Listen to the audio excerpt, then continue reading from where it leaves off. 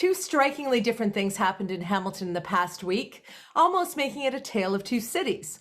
On the one hand, City Council added injury to insult by insisting that a resident they went after with the Integrity Commissioner pay up the $15,000 owing in legal fees.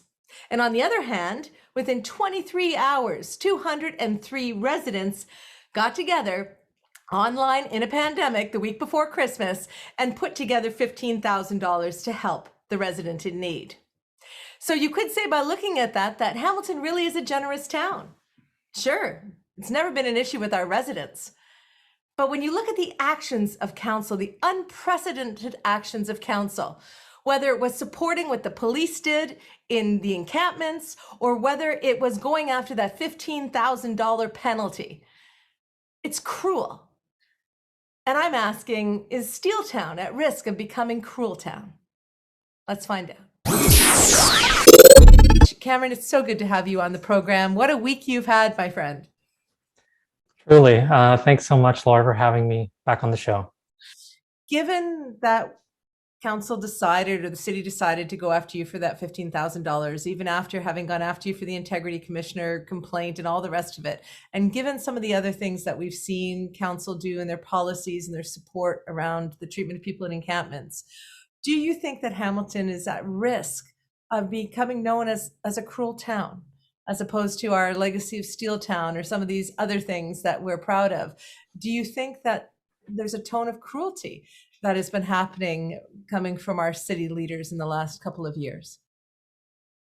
I do. I mean, I want to first say that I think Hamiltonians are not cruel people, generally speaking. I've lived in a few Ontario cities and have found a lot of love, acceptance, and warmth from Hamiltonians here. And so that being said, I think that the city and the city government, our city council, does set the tone for sometimes the news that reaches others, sometimes what people hear about us, our reputation. And it does seem like we're going in a crueler direction.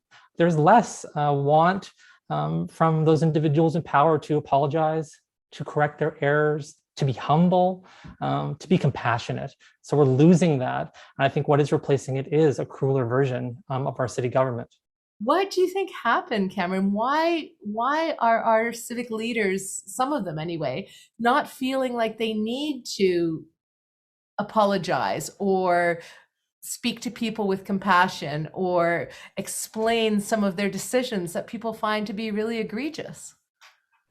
I think it's a few things. First, I think it's spending time in the City Hall bubble. I think that a lot of the folks who work at City Hall or who are on City Council get stuck in this mindset, get stuck in a workplace environment there that we've heard from many is toxic and problematic. And they get stuck in that mindset and don't realize what's happening in the greater world, the broader world, see what's happening in their neighborhoods. And they're not connected as they used to be. I think that goes with sitting in the same chair for decade after decade. You lose that grassroots connection you had to the communities who originally elected you. And so I think that's part of what's happening there. I think it's also just, and I've said this before, it's a recalcitrance. It's a hardness. It's a fighting back against transparency. In the last 5 or 6 or 7 years, and I'm mostly relying on people like Craig Burley and Joey Coleman, who've done excellent work at trying to make the city more transparent. You've seen that transparency being responded to rather than with like, thank you so much for helping us to reach Hamiltonians and make the municipal government more accessible. It's been like, hey, wait a minute. We don't want this to be live streamed. We don't want this to be in HD. We don't want everyone to see what we're doing here. We've pretty much operated with impunity for decades and we want to keep doing it. So I think that there's also that resistance to that transparency. It's not the norm for folks who've been in there for decades. So that change is something that some people respond to well. They embrace the change. They want to keep going with it. They want to improve. And some resist and say, hey, I'm not going to do this. I'm going to stop it from happening. So I think you see those two things competing to create that kind of environment. Well, that kind of makes me think actually about what happened to you this past week and why I think so many in our community jumped to be able to help you out. Because for those who aren't completely aware with the scenario, can you just take us back to kind of the beginning of it, Cameron? What is it that the city alleged that you had done? And what have you gone through the last year plus dealing with it on top of the pandemic and everything else? And then we'll bring it up to what happened this week and how people responded. The city's big complaint, and the very first letter I got, which came unfortunately right at the beginning of the pandemic, March 27th of 2020, said that they were investigating me because I was critical of them. That's what this all stems from. And they try to anchor a narrative around a tweet they say that I put out. And at first they said I identified people in the tweet by name. I had said that there were some folks that I shouldn't have identified by name in this tweet. Turns out they didn't read the tweet closely and saw there were no names in the tweet. And following upon that investigation, they started bringing other kinds of things in, me being critical in media interviews, me supporting local political candidates, anything they could find to create a kind of case to say that I should be removed from my role as chair of the LGBTQ advisory committee. And as I said said publicly many times, a lot of the decisions that we're talking about here, the things that they were coming after me for, were decisions of a committee, a body of people who all decided in public to do certain things. And so they were singling me out there, trying to make an example, from my view anyways, of what they were doing. And the course of the last year or so, it's been something that we decided wasn't reasonable, wasn't okay, wasn't compassionate to be coming after volunteers, citizens who are working on these committees. And so we appeal to the courts to say, look, the city of Hamilton shouldn't be able to investigate people in this kind of a manner. They shouldn't be able to send an integrity commissioner, lawyers, after individual volunteers for political vendetta or for whatever other reasons they're doing it for. This should stop. So we appealed to the courts, and the court said, well, look, the city of Hamilton is well within its rights to do that if it wants to. And so it was an unfortunate outcome. But to be honest, I've been so heartened and hopeful for our city, seeing the outpouring of support that's come since that decision came out. Just because they could doesn't mean they needed to. And is that why people got jumped up so quickly? Because they saw it as injustice, that it was, even cruel what they were doing. I think people easily saw through what council was doing here.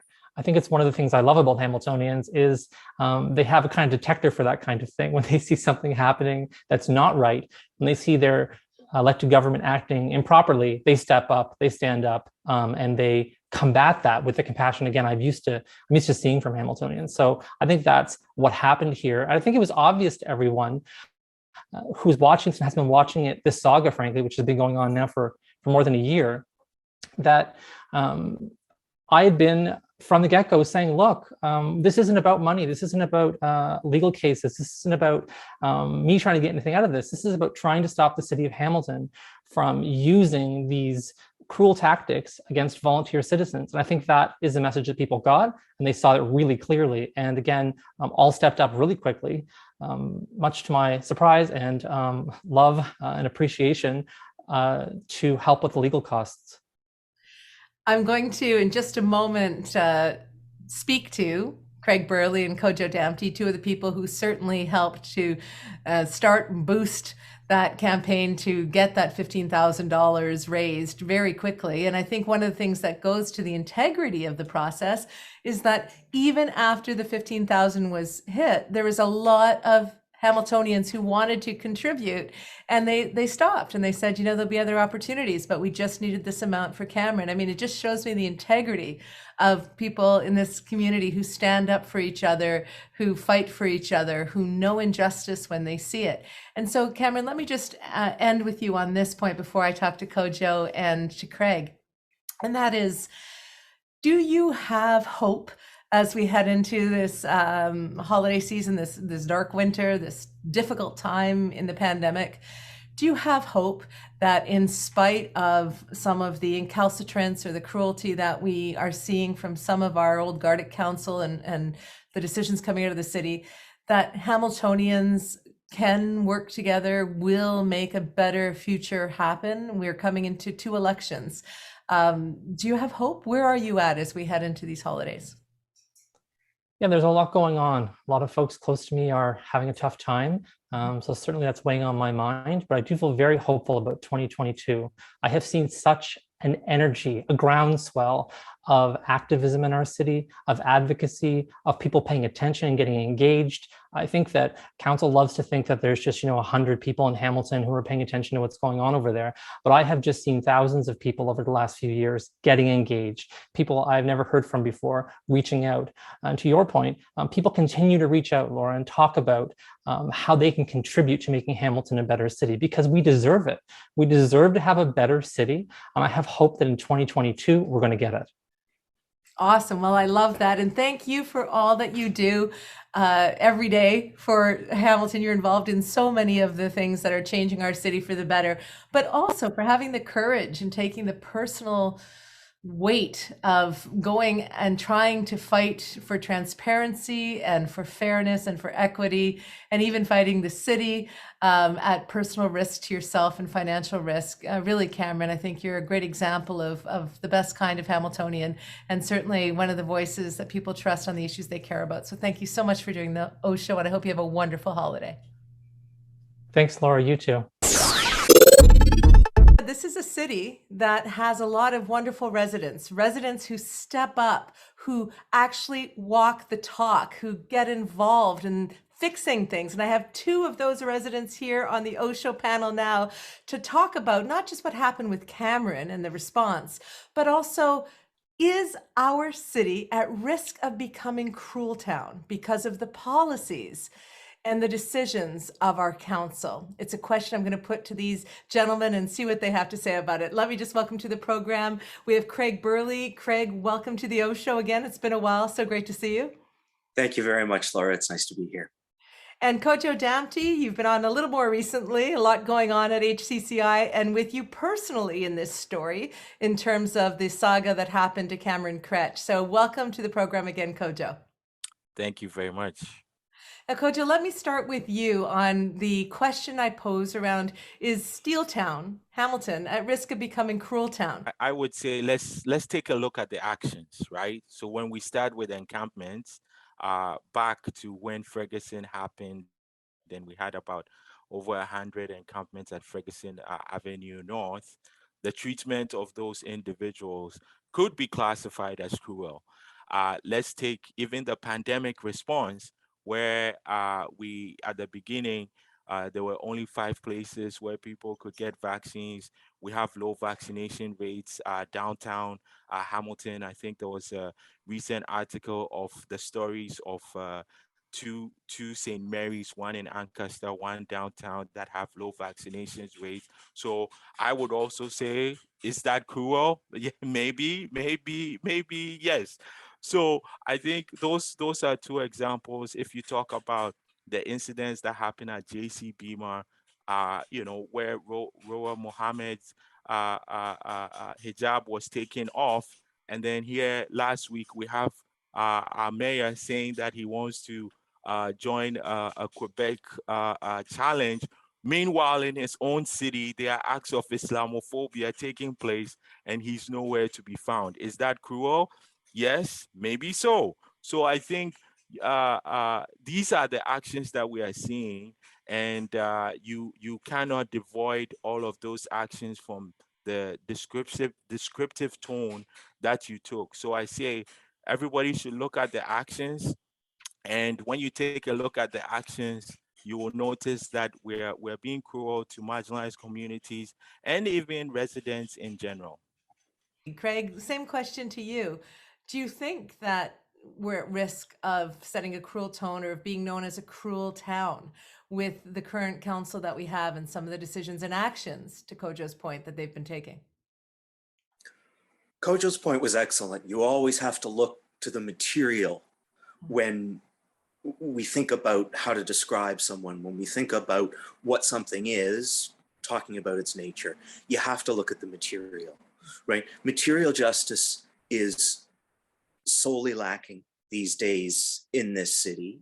Some of that has to do with the continuation of long-term material policies that are intended, right, to transfer wealth upwards, to transfer to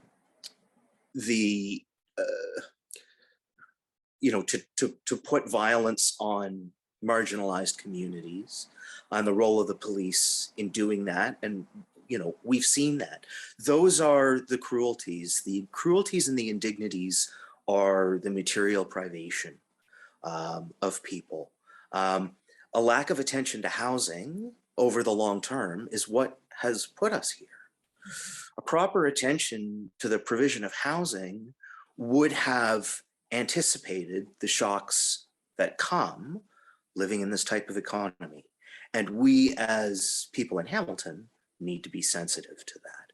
We have not been, and we're reaping now what was sown in those earlier decisions. But when activists come, they're met with their protests being broken up. When activists negotiate, we're told to mind our place. When there isn't any other way out and there's nothing but torn up tents, people's sole worldly possessions thrown in the garbage. Those are material things. Those are things that we do to people, and that's done in our name. Are we a risk? I hope not. But it depends on the choices that we make. When I use words like Steeltown, Crueltown, I do it on purpose. It makes people think about the big picture, right? I'm not doing it accidentally. I'm not even doing it to be particularly provocative. I'm doing it because I want people to look at the scope of what's been going on for the last couple of years and ask themselves, to Craig's language, is this what I want done in my name as a Hamilton resident? Is this who I am? And I think we need to reflect on that in a representative democracy. If our representatives are acting cruelly, does that in fact reflect back on us? And if so, what do we need to do about it? I think we're in a reckoning. Let me just put it that way. And when we talk about residents, whether it's Cameron Kroetsh, whether it's Sarah Jama, Roa Mohammed, and the housing advocates that got arrested, you can even include Sean Selway, social justice award, North End award winner, who was arrested after people were talking about indigenous issues in this country, right? And so if we want to talk about justice, if we want to talk about, addressing indigenous issues here, and you're arresting a senior who has a track record of contributing to this city, then obviously, to borrow your words, this is the cruel town that we're starting to see. But the good news, I think there's always good news. The good news is that, folks like Sarah Jama, through caremongering, fed over 10,000 families. Roa Mohammed, with Roots to Justice, provided healthy food options for people across this city. Cameron Kroetsh has changed some of the policies and procedures for all advisory committees at the city of Hamilton. Sean has raised issues around environmental issues here. So you're seeing people come out and organize, strategize, and mobilize to make changes, regardless of the inactions of our political leaders. So there's always good news. And next year, we are going to even have to get together more. We're going to have to build more coalitions, old, new, young, you name it. So that's the good news in all of this angst that we've been seeing in the last 4 or decade. So I want to go to what I think is a really striking difference between those two groups. And that's what happened this past week, Craig. On the one hand, you saw City Council add injury to insult. I mean, they insulted Cameron Kroetsh by using the Integrity Commissioner against him when it was set up to protect citizens and residents from council. They used it against their own volunteer. When they passed it at council, one of them went out on social media and kind of threatened Kojo and said, look at these new powers, you better watch out, right? And then Cameron Kroetsh bravely tried to fight it in court, wasn't successful. And then council, the city, whose taxes we pay for all their salaries, said, no, let's take the $15,000 in legal fees, Cameron. And within 23 hours of that moment, the week before Christmas, when everybody's got no money, yourself, Sarah Jama, Graham Crawford, others managed to get out a GoFundMe campaign that raised $15,000 in record time. To me, that's a striking contrast. And I just want our viewers to really understand how phenomenal that is. So, Craig, why do you think that those 203 heroes showed up? What does that say to Kojo's word about the mobilization capacity we have as residents, as activists in this city? I want to thank the legends, first of all. And we had a lot of them come to the fore. And a lot more who wanted to and simply missed their chance because this was a groundswell that we honestly didn't anticipate. I knew that people would come out in support of Cameron. I knew that people would want to register their views on how the city's conducted itself through this process, and to identify who really stands up for the people of Hamilton. And they did that. They did that, though, in a way that I never could have expected. But it does show the level of focused dissatisfaction that is out there. And that's what we found at iElect in surveying people in Hamilton, and Graham had been on here to discuss that. It does show that people have a focused dissatisfaction with how they are being represented, with, again, how our name is being bandied, like we said before. In terms of using the integrity commissioner process, I was certainly horrified when a councillor intimated that Kojo and HCCI would be at risk from that process. I think that's spurious, legally spurious to think that it could be. But nevertheless, it does show, right, that whether or not we wish to fight people, we're being fought with. That people who come for a redress of their grievances to council to talk to them can expect hostility, abuse, threats, badgering, and so forth, right? And we've seen that over and over now, right? But the people will change that style. People will engage and will